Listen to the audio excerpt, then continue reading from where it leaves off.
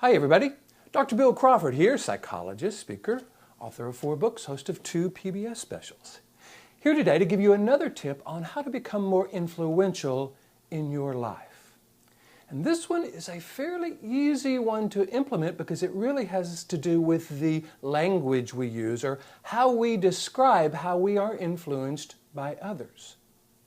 The quote that I'm sending out to those 5,000 folks who are on my email list says, "Never describe yourself in terms of how you're affected by others unless you want to give them the power to make you feel that way." You see, when I'm working with people and in my seminars, I hear people very commonly describe situations or people in their life as frustrating or annoying or exacerbating or even depressing. And while that's very understandable, that particular description really is about how they impact us. And we're almost saying, with those 3 little letters, ing, we're almost saying this person or situation has the power to make me feel that way. I think as we look at the difficult people and the difficult situations we encounter in life, we don't want to give them the power to define us or to make us feel a certain way. Because when we define a situation as depressing or frustrating or annoying or overwhelming or exacerbating, we feel depressed or annoyed or overwhelmed or frustrated.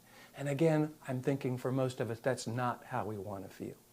Now, there are situations that we do want to give the power to make us feel a certain way. We might read a book or hear a speaker that's inspiring or motivating. We might encounter a situation that we experience as exciting.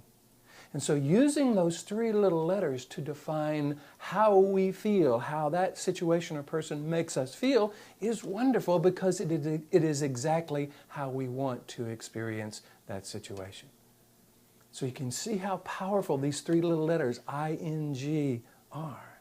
When we put them on the end of negative descriptions, depressing, frustrating, annoying, overwhelming, it really defines us in a way that we do not want to be defined. When we put them on the end of more positive or purposeful ways of describing a situation, exciting, motivating, inspiring, then we become excited, motivated, and inspired. So what I think we want to do is begin to look at that and notice when we find ourselves doing that and shift. It's very simple, and what can happen is we can start creating a new habit, a way of looking at these situations that actually has us describing them in ways that affect the life that we want in the ways we want.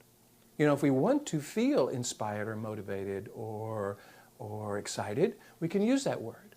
But if we just want to use those situations, traffic, deadlines, difficult people, not having enough time or money, as an opportunity to practice defining who we are, what I call our highest purpose, coming from the upper 80% of the brain versus that lower 20% of the brain, then we can look at those situations, perceive them in that way, define them in that way, and in doing so, we determine the effect they have on our lives. We become more influential in how we experience these situations.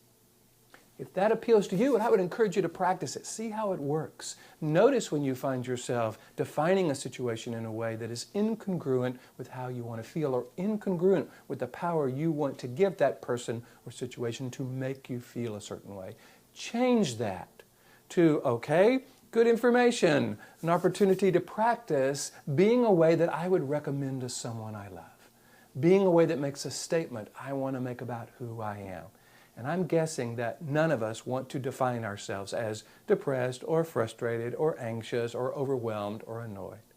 So let's stop using those 3 little letters, that ing, to define ourselves that way or define the situation that way, and begin to shift to, okay, here's a situation that we'll probably encounter again. How do we want to engage it in a way where we are the one who's defining how we experience it?